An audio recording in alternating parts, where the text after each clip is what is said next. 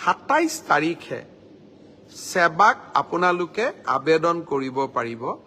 মাত্ৰ 50 টকা দি যে আপোনালোকে যিখন OMR চিট লিখিছিলে সেই OMR চিটৰ এটা ফটোকপি আপোনালোকক লাগে বুলি অৰ্থাৎ আপোনালোকে লিখি থৈ অহা OMR চিটখন 27 তাৰিখৰ পৰা সেৱাৰ কাৰ্যালয়ত আবেদন কৰি সেৱাই তাৰ ধুনীয়া বিজ্ঞাপন দিব কেনেকে এডভাৰটাইজ কেনেকে আবেদন কৰিব লাগে আপোনালোকে চেণ্টাৰত জমা দি থৈ অহা OMR চিটটো এইবাৰ আপোনালোকে 50 টকা জমা দি সেৱাৰ পৰা লৈ আহিব পাৰিব ফটোকপিৰ খৰচ 50 টকা ঘৰত লৈ আহি OMR চিটটো এইবাৰ আপোনালোকে পৰীক্ষা কৰিব পাৰিব যে মই শুদ্ধ উত্তৰ দি আহিলো নে নাই শুদ্ধ উত্তৰটো কি 28 তাৰিখে আমি এনসাৰ কিটো সেৱাৰ ৱেবসাইটত আমি প্ৰকাশ কৰিম অৰ্থাৎ 27 তাৰিখৰ পৰা আপোনালোকে OMR চিটখন আবেদন কৰি সেৱাৰ পৰা ল'ব পাৰিব 28 তাৰিখে সেৱাৰ ৱেবসাইটত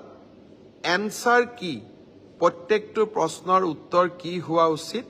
তাকো আপোনালোকে চাব পাৰিব অৰ্থাৎ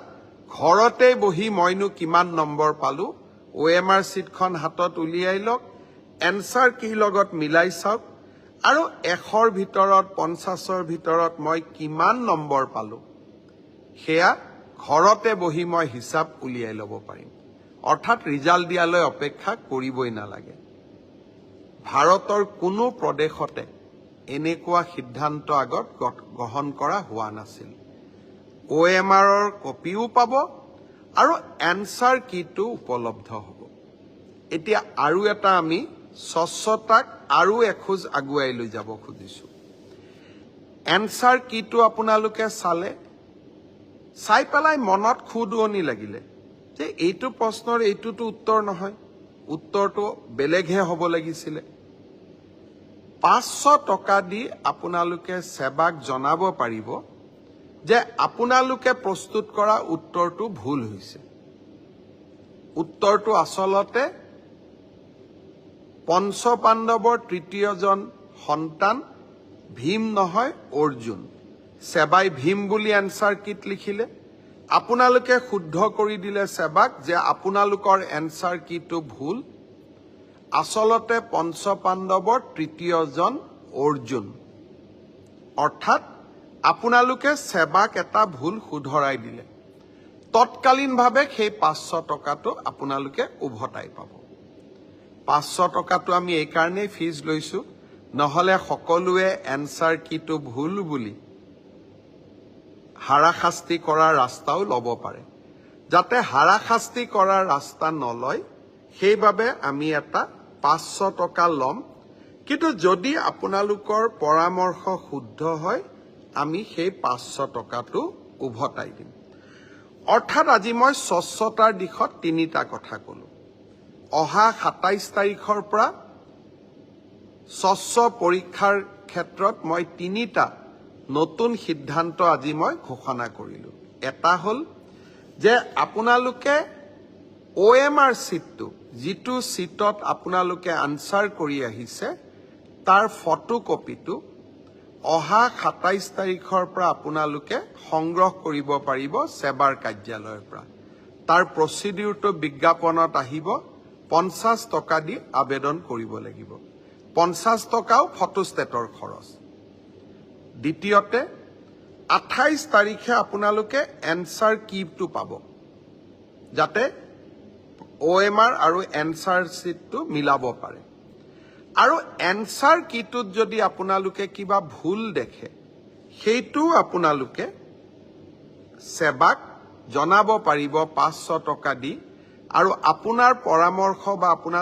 আপুনি যেটো ভুল বুলি কলে হি যদি বিশেষজ্ঞসকলে সঁচাই ভুল বুলি কয় আমি আপোনাক সেই 50 টকাটো উভতাই 500 টকাটো আমি উভতাই দিম একাংশ পৰীক্ষাৰ্থীয়ে আমাক প্ৰশ্ন কৰিছিল যে OMR চিটত ফটোটো কিয় দিছে মই চালো অন্ধ্ৰপ্ৰদেশ, মহাৰাষ্ট্ৰ আজিকালি সকলো ৰাজ্যৰ পৰীক্ষাত OMR চিটৰ লগত ফটোটো দিয়ে, যাতে এজন পৰীক্ষাৰ্থীৰ নামত আন এজন পৰীক্ষাৰ্থীয়ে পৰীক্ষাত অৱতীৰ্ণ হ'ব নোৱাৰে। আজি মই সেৱাৰ বিষয়াসকলৰ লগত কথা পাতিছিলোঁ। তৃতীয় শ্ৰেণীৰ OMR চিট ইতিমধ্যে বনোৱা হৈ গ'ল ড্ৰাইভাৰ বা তৃতীয় শ্ৰেণীৰ আন পোষ্টৰ কাৰণে। আপোনালোকৰ মনোভাৱক, কাৰণ বহুতে কৈছিল যে আমাৰ আইডেণ্টিটিটো ৰিভিল হ'ব পাৰে। আপোনালোকে কোৱা কথাটো নিশ্চয় কিছু মেৰিট আছে। সেই ভৱিষ্যতৰ ৰিক্ৰুটমেণ্ট পৰীক্ষাত, ADREৰ পৰীক্ষাত OMR চিটত ভৱিষ্যতে ফটো লগোৱা OMR চিট ব্যৱহাৰ নকৰিবলৈ মই সেৱাক পৰামৰ্শ দিছোঁ। তেওঁলোকে মোক কৈছে যে ছাৰ 29 তাৰিখৰ পৰীক্ষাত এয়া সম্ভৱ নহ'ব, কিন্তু নৱেম্বৰৰ পৰা যি অক্টোবৰত যি আমাৰ পৰীক্ষা হ'ব তাত আমি OMR চিটত ফটো নাৰাখোঁ। অৰ্থাৎ এইখন চৰকাৰক কোনোবাই ইতিবাচক সমালোচনা কৰিলে, ইতিবাচক পৰামৰ্শ দিলে তাক গ্ৰহণ কৰাৰ সততা আৰু সাহস আমাৰ আছে। কাৰণ মই সদায় বিশ্বাস কৰোঁ, মুখ্যমন্ত্ৰী বা চৰকাৰ ৰাইজৰ ওপৰত নহয়, মুখ্যমন্ত্ৰী বা চৰকাৰ ৰাইজৰ তলত।